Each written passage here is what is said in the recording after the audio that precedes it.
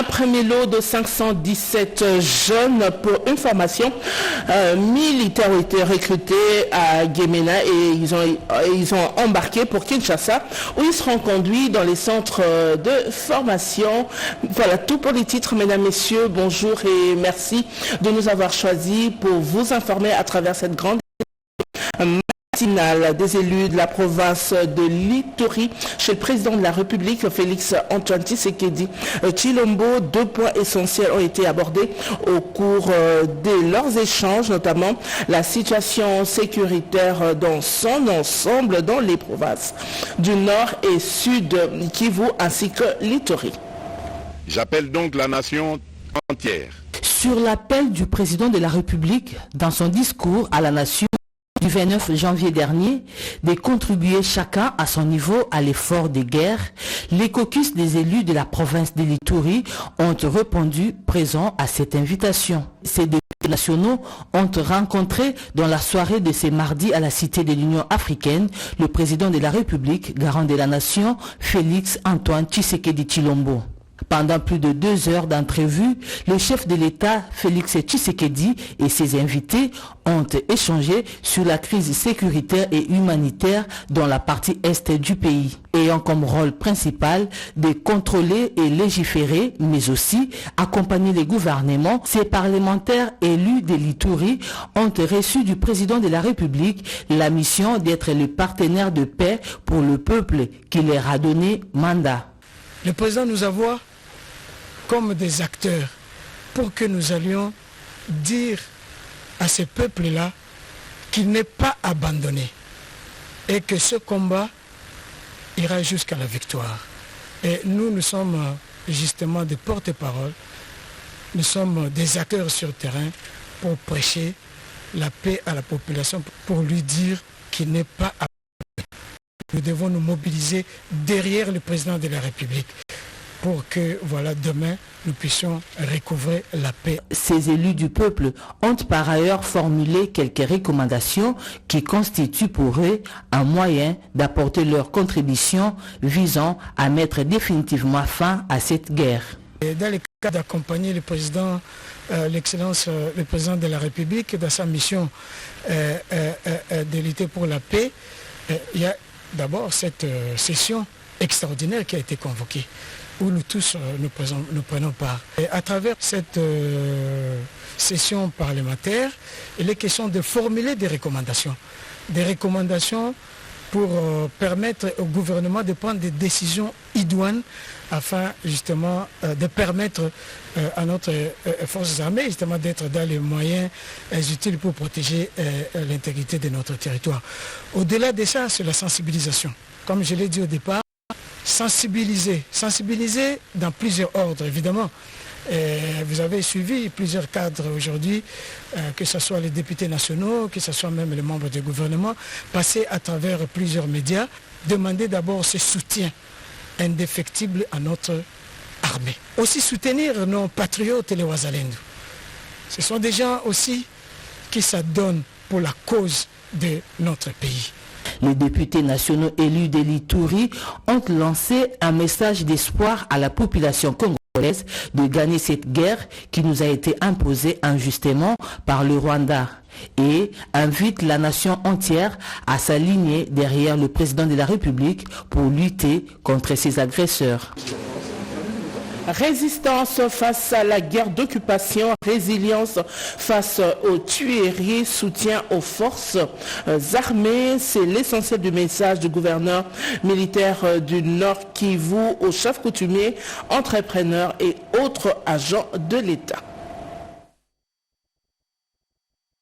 À la mairie de Béni, où le gouverneur militaire du Nord Kivu, récemment nommé par le chef de l'État Félix Antoine Tshisekedi Tshilombo, a eu une journée chargée d'audience, notamment certains élus du Grand Nord de la province du Nord Kivu, certains chefs coutumiers, les entrepreneurs, les membres de son cabinet et chefs des divisions. Au chapitre des sécurités, le chef de l'exécutif a exhorté sur la résilience, la résistance face à la guerre d'agression et d'occupation, mais également la résilience face aux tueries de type ADF. Au sortir de cette audience, le député national de Lubero, Mboussa Joseph Machozi n'a pas lié sa langue.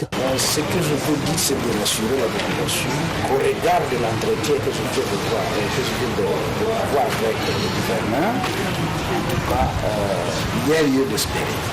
Et que donc, je dois dire à la population d'avoir ces apaisements, parce que c'est tout le beurre qui bouillonne pratiquement. Il y a le M23 qui vient de Ndoluma et de Kanyabayonga. Il y a les ABF qui tuent vers Mouangi, vers Mangréji, ainsi de suite. Donc la situation est tenable. Nous devons collaborer avec l'exécutif que représente le gouverneur en province pour voir comment sauver ce qui reste encore à sauver. Tous, à l'unanimité, n'ont juré que par le soutien des forces armées de la République démocratique du Congo, mais également du gouverneur militaire en qui la confiance du chef de l'État repose pour la restauration de l'autorité de l'État et la récupération des territoires conquis. Le commandant des opérations et gouverneur militaire de l'Ituri a tenu un briefing opérationnel à la 32e région militaire. C'était à l'intention des commandants des grandes unités engagées dans la traque des groupes armés locaux et étrangers en Ituri.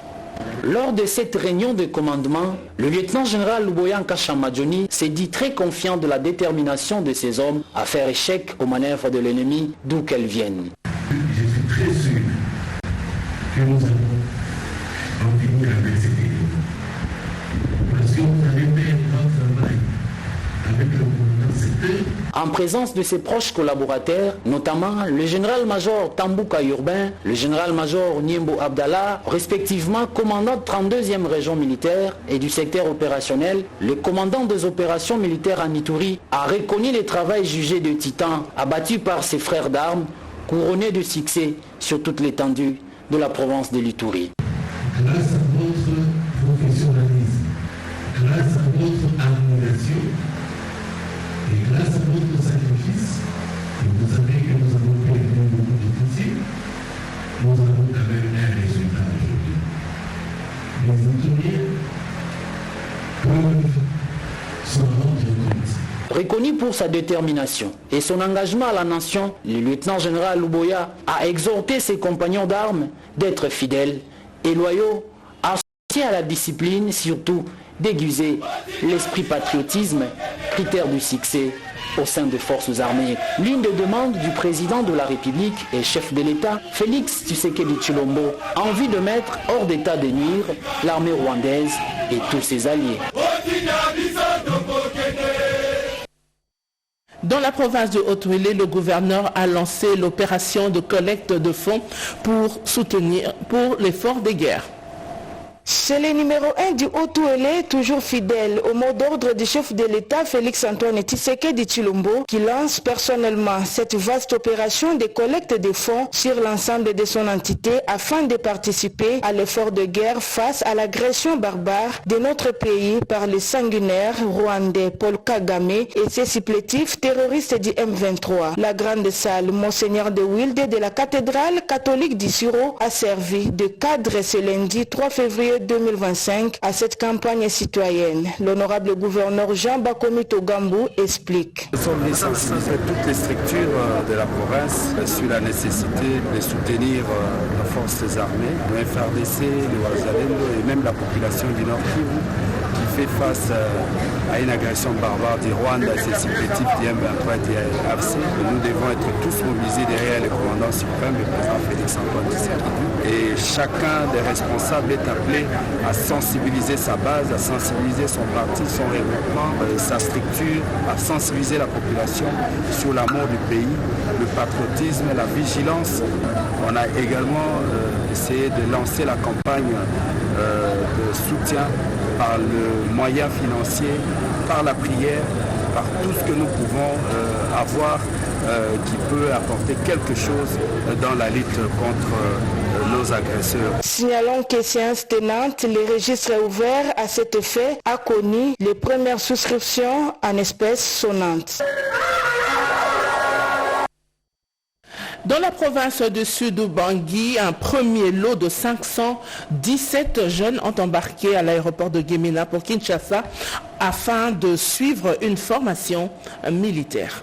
517, c'est le premier lot des recrues embarqués à l'aéroport de Gemena ce mardi 4 février pour Kinshasa, d'où ils vont être conduits dans les centres de formation militaire. Le gouverneur de province, Mobonga Lobomiché, et le commandant secteur opérationnel Nord-Équateur, le général Isaac Lamousseni, étaient tous deux témoins de l'événement d'embarquement de ces jeunes garçons et filles du Sud-Bangui qui ont répondu favorablement à l'appel du commandant suprême des FARDC pour aller servir sous le drapeau et bien sûr défendre l'intégrité du territoire national face à l'agression rwandaise. Déterminé à réaliser le score tel que souhaité par le VPM Bembagumbo lors de son message aux jeunes du Sud-Bangui, le gouverneur Mobonga livre ici ses impressions. Nous sommes venus emboîter les pas, relayer le message, la volonté du chef de l'État qui a demandé à tous les fils et les filles de la République démocratique du Congo de rejoindre nos FARDC.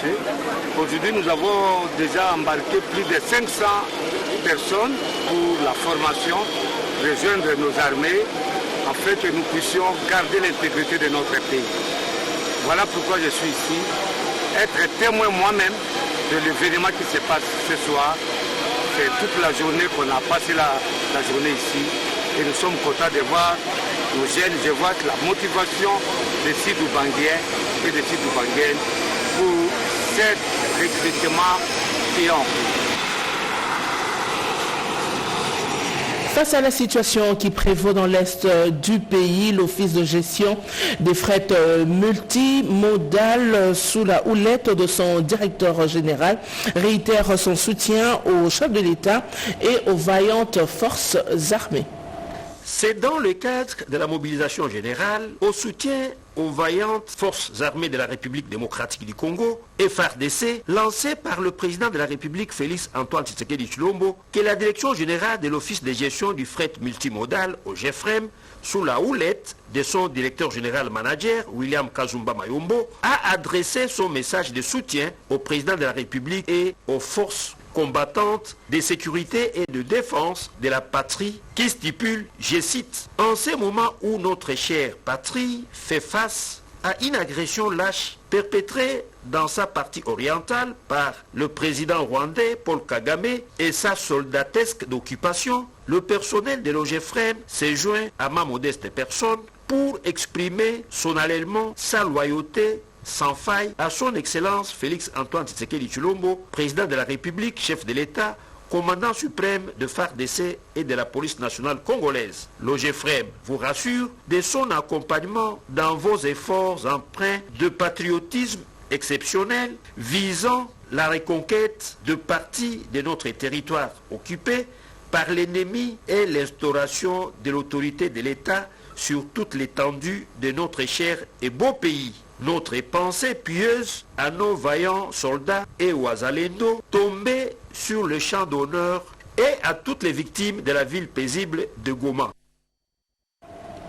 Autre chose à présent, la campagne d'achat volontaire des vignettes se poursuit dans la ville-province Kinshasa. La ministre provinciale des Finances qui a approché la direction générale de la RTNC sollicite l'accompagnement de ce média public. Yvette Koulefouka a également saisi l'occasion pour actualiser le partenariat avec la radio-télévision nationale congolaise. La problématique de la récolte de la redevance audiovisuelle était au centre de cette rencontre entre le directeur général de la RTNC et la ministre provinciale des Finances et Économie de Kinshasa. Au cours de ce tête-à-tête, les deux parties ont passé en revue les clauses de ce partenariat entre la ville de Kinshasa et la radio-télévision nationale congolaise sur la récolte de ces taxes pendant la campagne d'achat volontaire de la vignette. La ministre provinciale Yvette Koulefouka a insisté sur l'accompagnement de la radio-télévision nationale congolaise pendant cette période de la campagne pour un partenariat gagnant-gagnant et donner le gouvernement provincial de Kinshasa, dirigé par Daniel Bumba, des moyens de sa politique. De son côté, le directeur général de la radio-télévision nationale congolaise, Sylvie Elengue-Nyembo, a rassuré son hôte de l'accompagnement de son établissement. Les deux personnalités se sont convenus de la mise en place d'un cadre des concertations et des suivis de ces partenariats. Au sortir de cette entrevue, la ministre provinciale a invité les Quinoises et Quinois à s'acquitter de ses devoirs civiques avant le début du recouvrement forcé. La ville se développe en payant les impôts, en payant les taxes. L'achat de la vignette est important pour chaque Quinois et Quinoise pour permettre au gouverneur, son Excellence Daniel Bumba-Lubaki, de réaliser son programme très ambitieux mais réaliste Kinshasa et Zobonga. L'achat volontaire de la vignette se terminera au mois de mars et début du mois d'avril, ça sera le recouvrement forcé. Pour le directeur général de la RTNC, payer ses impôts pendant cette période de la guerre d'agression, c'est contribuer aux efforts de guerre comme l'avait souhaité le chef de l'État lors de son discours. Les étudiants de l'université Simon Kimbangu adhèrent à la campagne citoyenne contre les troubles de l'ordre public lancée par la vice-ministre de la Justice, Eugénie Tchela. La vaste campagne citoyenne de sensibilisation contre les troubles à l'ordre public et de l'adhésion massive de la population dans les rangs du FARDC et de la police nationale congolaise lancée par la vice-ministre de l'Intérieur Eugénie Tchela Kamba continue de recevoir une adhésion populaire.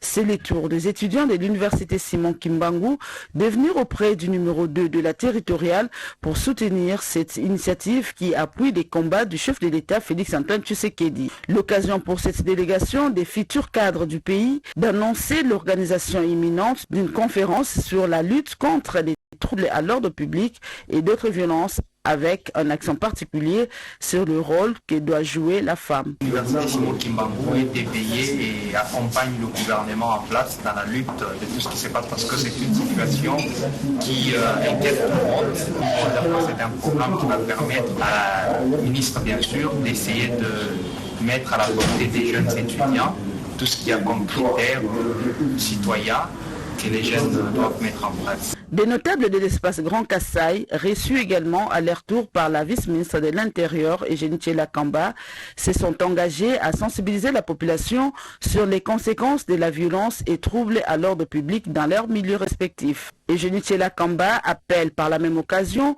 la population à soutenir sans faille les forces de l'ordre dans leur mission régalienne de rétablissement et maintien de l'ordre public. Merci de corriger. Eugénie Tchela, que vous venez de suivre, est vice-ministre de l'Intérieur. Le ministère de la Santé publique et Prévoyance sociale organise dans les différents hôpitaux de la capitale la campagne de dépistage volontaire du cancer de la prostate. Cette campagne est déjà opérationnelle à la clinique Pointe-à-Pitre située dans la commune de Matete.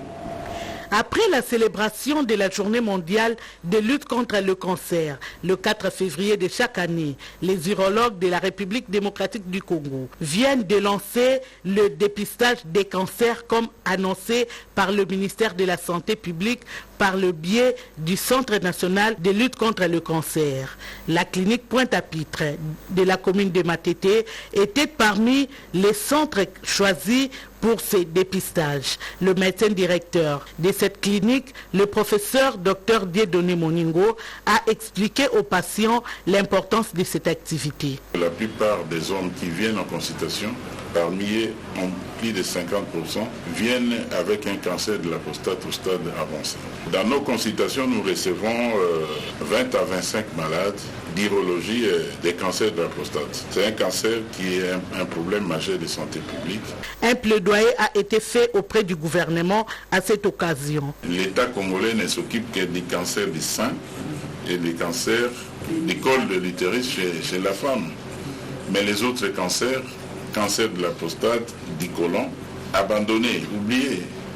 Nous lançons un appel à l'État congolais de regarder aussi des côtés des hommes, de considérer que le cancer de la prostate est en train de décimer les hommes et que le financement soit également orienté vers la prise en charge des cancers de la prostate. En RDC, le taux de mortalité de cette maladie est estimé à 19,7%. L'Académie de Beaux-Arts a restauré des œuvres d'art en voie de disparition à l'Institut national de musées nationaux et d'autres départements de restauration de l'Académie de Beaux-Arts. Le masque Yakasuku de l'espace Bandundu, reconnaissable par ses traits caractéristiques. Cette pièce de grande valeur et d'autres objets d'art sont des retours aux musées nationaux de la RDC, après avoir été restaurés et réhabilités par l'Académie des Beaux-Arts. Moment solennel pour saluer les travaux abattus par les départements de la conservation et restauration des œuvres d'art de l'Académie des Beaux-Arts et le directeur général de l'Institut des musées nationaux, Simon Siala Siala, a eu des mots justes pour magnifier l'excellente relation entre l'Institut et l'Académie des Beaux-Arts.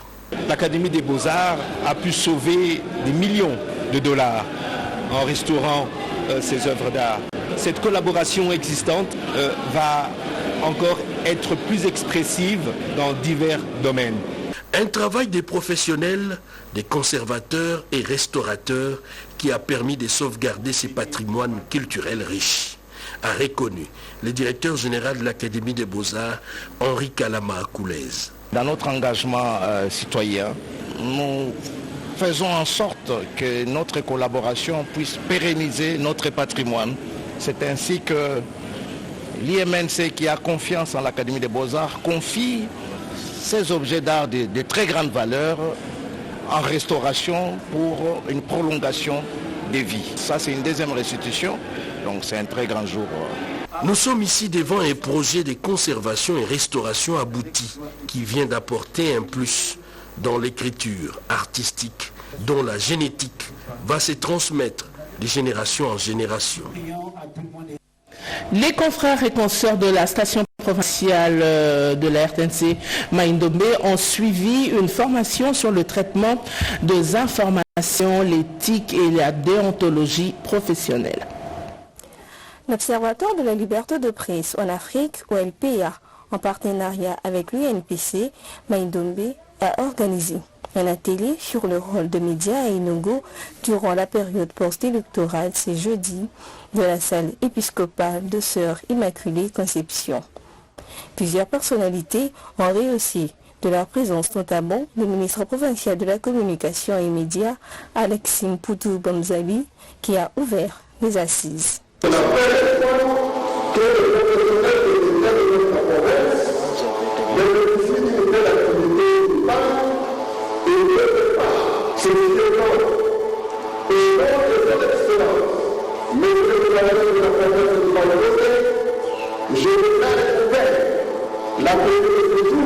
Quelques intervenants ont donné l'importance de ce genre d'atelier et quelques recommandations liées à l'amélioration des conditions médiatiques de la province du Maïndombe.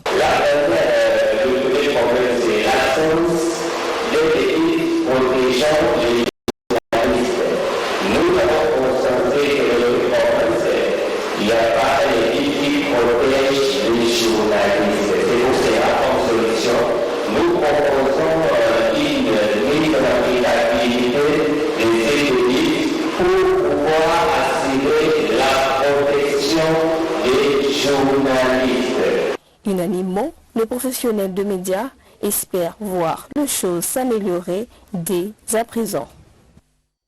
Fin de ce journal réalisé par Mamita Bangoulou et Papi Guinamaou avec le concours technique d'Émile Zola, Ruben Kumbu, Gédéon Kola. Le prochain rendez-vous avec l'actualité, c'est à 13h30 dans une présentation signée Lucie Lavi Chisenda.